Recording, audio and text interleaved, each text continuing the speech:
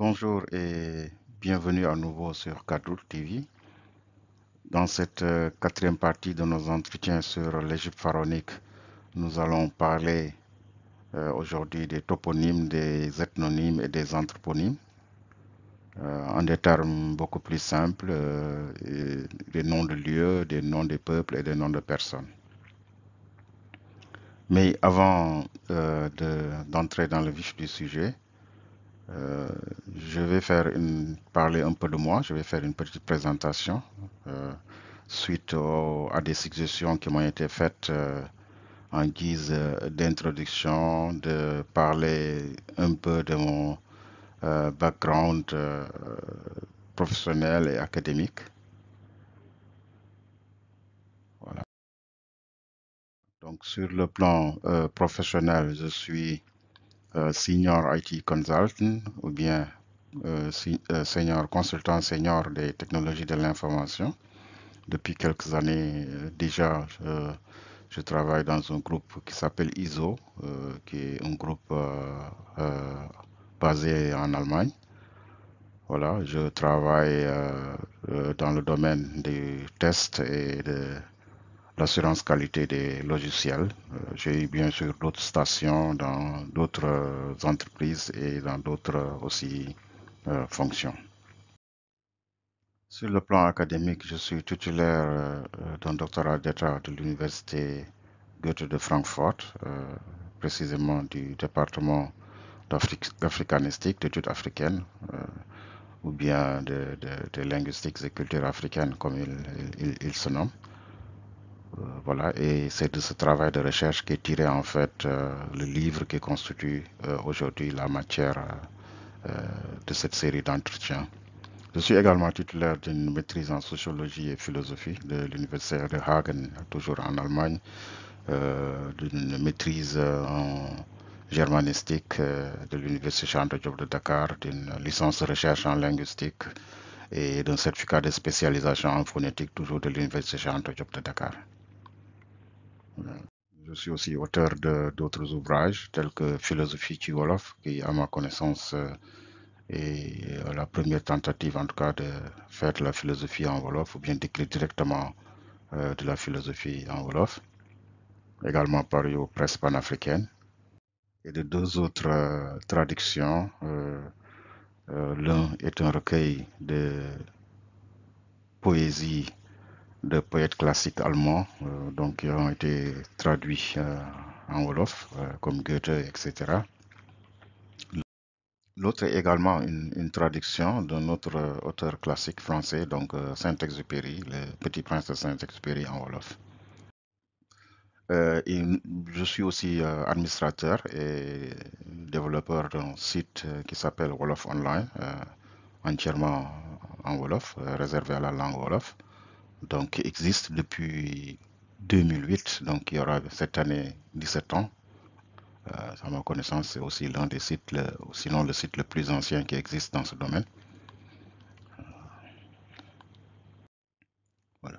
Donc maintenant, pour entrer dans le vif du sujet, rappelons seulement que la dernière fois, dans la dernière partie, nous avions parlé de l'origine des peuples de la Sénégambie.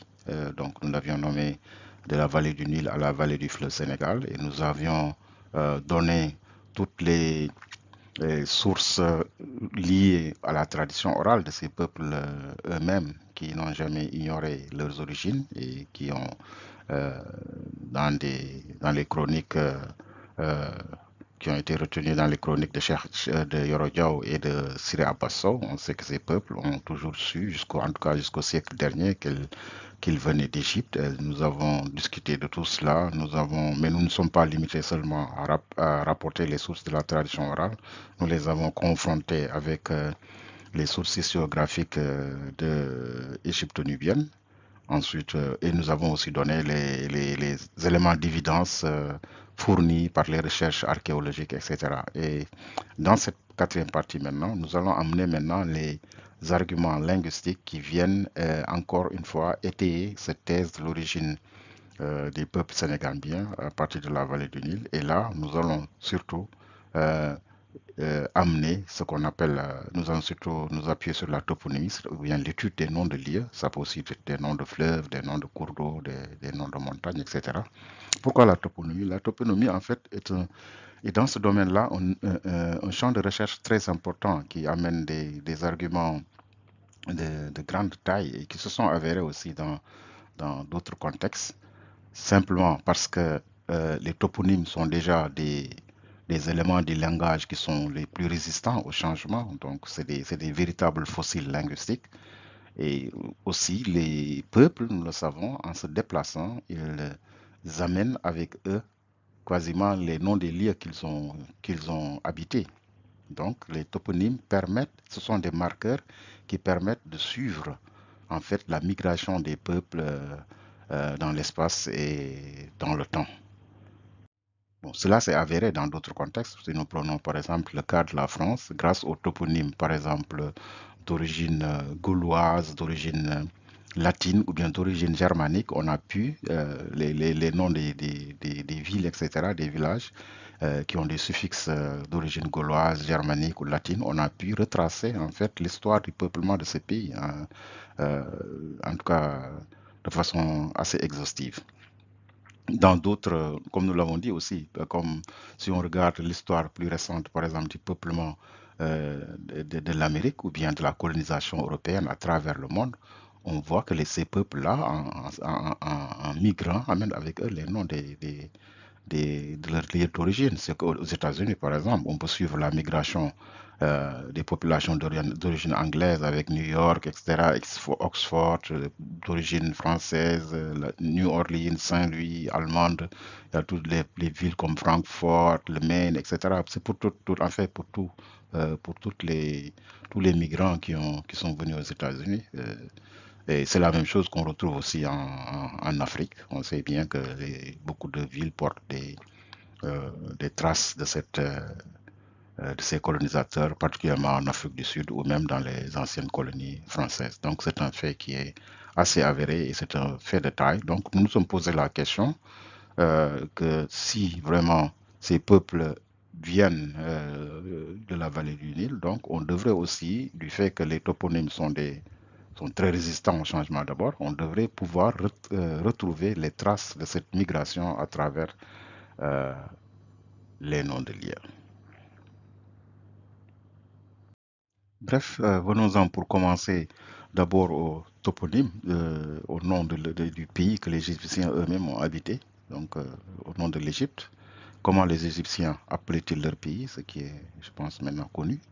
Les Égyptiens, ils appelaient leur pays, bon, on le sait, Kamit ou bien Kemet. Non, Kemet, en fait, le E, c'est une simple convention des égyptologues parce que l'Égyptien n'est pas écrit avec des voyelles, il n'est pas vocalisé. Donc Kamit, c'est le pays noir. C'est comme ça que les Égyptiens, ils appelaient eux-mêmes leur pays. Hein, il y a d'autres, bien sûr, d'autres terminologies, Tamiri, hein, comme le, le pays bien-aimé, etc. Mais c'est celui-là qui est le plus connu et qui est le plus utilisé. Le nom d'Égypte, en fait, lui, il vient, c'est les Grecs qui l'ont propagé en quelque sorte, parce qu'il vient du grec Égyptos, qui se réfère au Nil, au fleuve du Nil, mais qui vient lui aussi en fait, d'un terme égyptien, qu'on fait dériver d'un terme égyptien, bon, qui veut dire en fait le temple de l'âme de Ptah. Ptah qui était le dieu créateur égyptien relié à Memphis. Voilà, donc quand on viendra sur la partie liée au nom, aux anthroponymes, au nom de personnes, on verra bien que Ptah aussi correspond à des noms que l'on retrouve dans la Sénégambie et dans l'espace africain.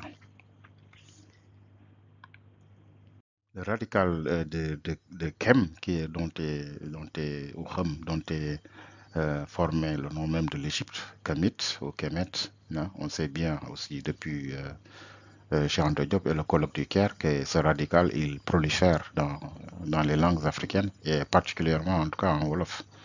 Vous voyez, si nous avons par exemple Khem qui veut dire le tas de charbon brûlant, qui correspond exactement, on retrouve le même terme en Wolof, Khem qui veut dire quelque chose qui a brûlé, charbonné, qui est devenu tout noir. Et on a le même terme aussi en copte, Khemé, Khemi, etc. Mais en Wolof, on a aussi Khamit, hein, qui veut dire le résidu noir, non, le résidu de ce qui a brûlé. Hein. Voilà, donc en Pulaar aussi, on retrouve dans plusieurs langues. En Pulaar, vous avez du Fouta Djallon, en tout cas, il y a Kembu qui renvoie aussi un peu au même radical. Mais ce qui est encore plus extraordinaire, c'est qu'en Wolof, pratiquement tous les termes, toute la terminologie, en tout cas liée à la couleur noire, se retrouve, sont pratiquement exactement les mêmes en égyptien qu'en Wolof. Par exemple, vous avez en égyptien, vous avez Diapit, Diapit, qui veut dire le pigment noir, hein, la suie, hein, le pigment noir. On sait qu'en Wolof, Diap, c'est quelque chose qui a charbonné. Par exemple, quand on cuisine et que ça charbonne, que ça brûle, ce qui reste maintenant en bas, c'est ça qu'on appelle le diap, quoi, diap. Et diapit maintenant, c'est le résidu, donc c'est la suie aussi, non? Parce que le it en Wolof, c'est un suffixe du résiduel, hein, voilà, donc qui permet de dire, d'exprimer l'idée de ce qui reste. Vous voyez, diap, noir, charbon, voilà. Euh, les Égyptiens eux-mêmes, les Kemtiou, c'est les Égyptiens ou bien les Noirs, parce que en fait, le Kem, vous verrez que Kem ou bien Khem, c'est radical, il renvoie partout au noir. Non. Et c'est de ce radical aussi de Kam ou bien Kem, hein, du nom de l'Égypte, que vient même Ham ou bien Ham, que l'on retrouve aussi dans la Bible. Hein. C'est l'ancêtre mythique des Noirs dans la Bible.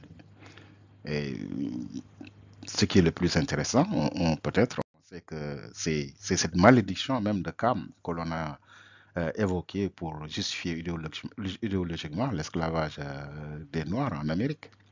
Parce que dans la Bible, il y a une histoire qui est racontée, c'est que les fils de Noé, comme on dit, qui sont sortis de l'arche étaient Sem, c'est de là que vient aussi les Sémites, c'est l'ancêtre des Sémites, et Cam, l'ancêtre des Noirs, et Japhet.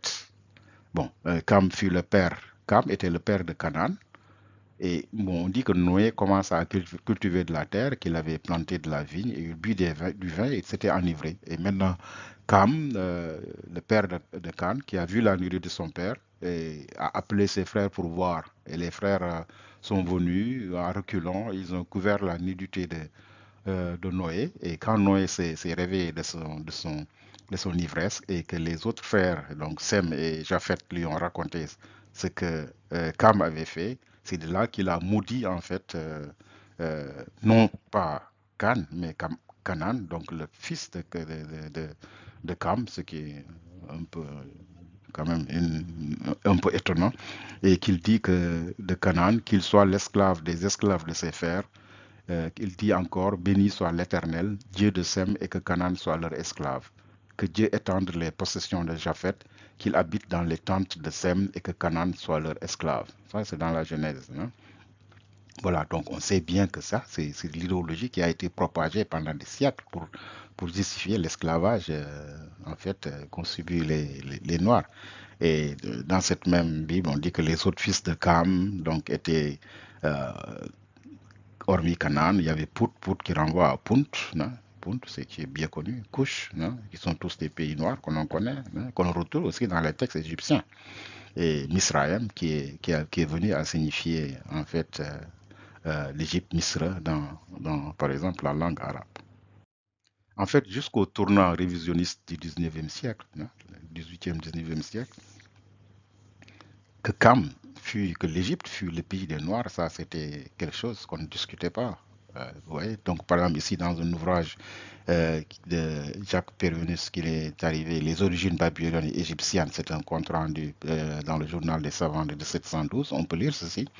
On ne peut révoquer en doute cette ancienneté des Égyptiens lorsqu'on considère que les Égyptiens étaient la postérité de Cam par son fils Misraïm, d'où vient que l'Égypte est appelée dans l'écriture terre d'Akam, Misraïm par quelques auteurs profanes, Kémia, Mesre. L'auteur aime donc mieux tirer de ce mot, donc de l'Égypte, hein, de Cam, hein, donc d'une circonstance qui caractérisait ce pays-là et qui était la noirceur du terroir, du fleuve qui l'arrosait et des habitants, d'où il est arrivé que l'Égypte est quelquefois appelée par les Grecs la terre noire et que le Nil se nomme en hébreu Sihor, en éthiopien Siris, en grec Mélo, etc., c'est-à-dire noir.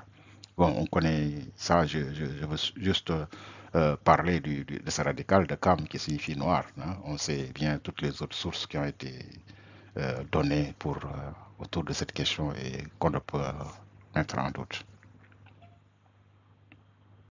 Voilà, comme on peut le voir ici, ce terme-là, ce radical de Cam, etc. Donc on voit, il est sur toutes ces nuances et apparitions possibles, il se rapporte à la couleur noire. Kemwer, le grand noir, pour désigner, parce que ça aussi c'est important, que les Égyptiens, ils désignaient la couleur noire était la couleur des divinités.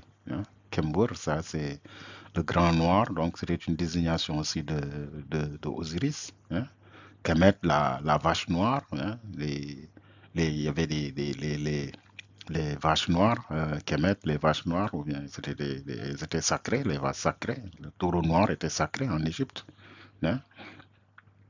Voilà, on sait aussi à partir de là pourquoi certaines croyances, par exemple, ont aussi subsisté, en tout cas dans la Sénégambie.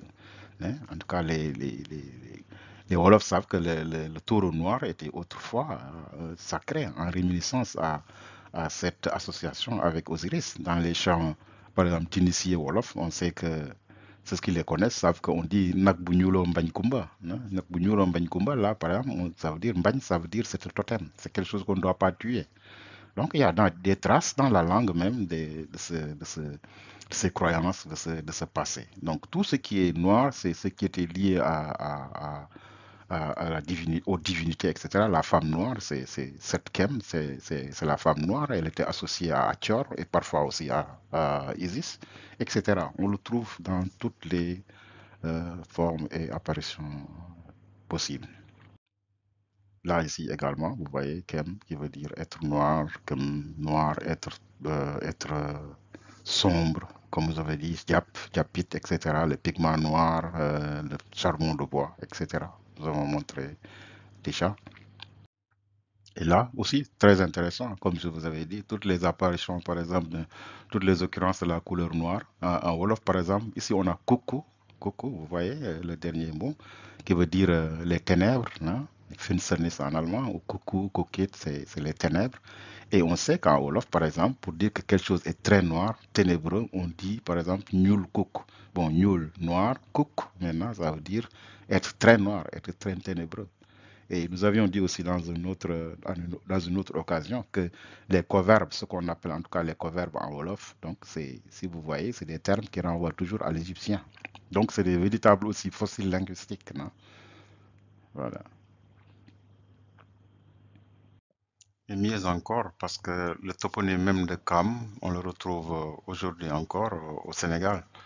On le retrouve présentement dans le quartier Lébou, le quartier traditionnel Lébou de Dakar, qui s'appelle Wakam. Also, ceux qui connaissent le Wolof savent que le mot Wakam est un composé de deux mots. Also, Wa, ça veut dire les gens de et de Kam.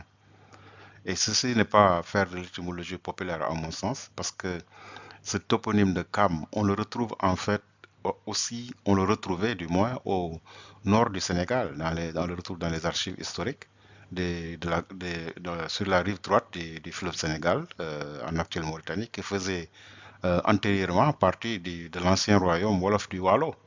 Donc les braques du Waalo, les rois Wolof, quand on les intronisait, ils allaient se baigner dans un cours d'eau qui s'appelait là-bas Kam. Et ce n'est pas étonnant aussi que ces habitants de la presqu'île du Cap-Vert, en tout cas les premiers, ils font partie des premiers habitants de la presqu'île du Cap-Vert, les Lébous, qui ont habité aussi primitivement au nord du Sénégal.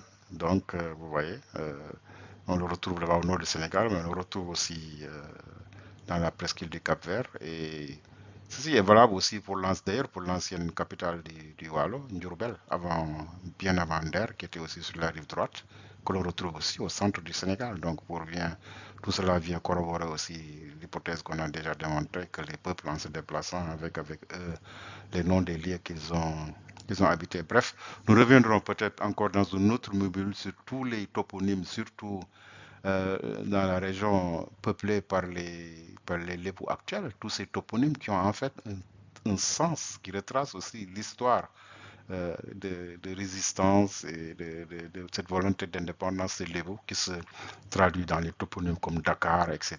etc. Nous reviendrons peut-être plus amplement sur tout cela. On va donc s'arrêter là pour ne pas trop tirer en longueur dans cette partie introductive des toponymes. Bien sûr, nous reviendrons plus amplement sur tout cela. Il faut seulement dire que, comme on le voit actuellement, tout ça ce ne sont pas des histoires du passé, mais la toponymie, c'est quelque chose de très très actuel. On voit avec le président Donald Trump, l'un des premiers décrets qu'il a pris, c'était de renommer le Golfe, changer la dénomination du Golfe du Mexique en Golfe d'Amérique, ce que le Mexique à son tour, bien sûr, n'accepte pas. Et on voit toutes les prétentions d'ordre culturel, d'ordre historique, d'ordre hégémonique qu'il y a derrière. Et c'est une constante que chaque fois qu'il y a changement de régime politique, en tout cas dans les autres contrées, que ce soit en Russie ou bien dans l'ancienne Allemagne de l'Est, l'ancienne Karl Marx qui a été automatiquement changée à la Chemnitz qu'elle était, Leningrad qui était redevenue la Saint-Pétersbourg qu'elle était, etc. Et il y a cette volonté-là aussi aujourd'hui en Afrique, partout, un peu de revenir sur cette histoire coloniale qui a consisté à changer la dénomination, comme on dit, quand les colons en se déplaçant, ils ont amené avec eux les toponymes, à se réapproprier aussi les toponymes anciens, parce que on verra ça aussi dans une autre partie, que sur la mystique des noms, les Africains avaient bien conscience de l'importance de dénommer un lieu. C'est quelque chose dont ils avaient très bien conscience. Et on reviendra certainement un peu plus sur tout cela et de façon beaucoup plus détaillée. Voilà, je vous remercie.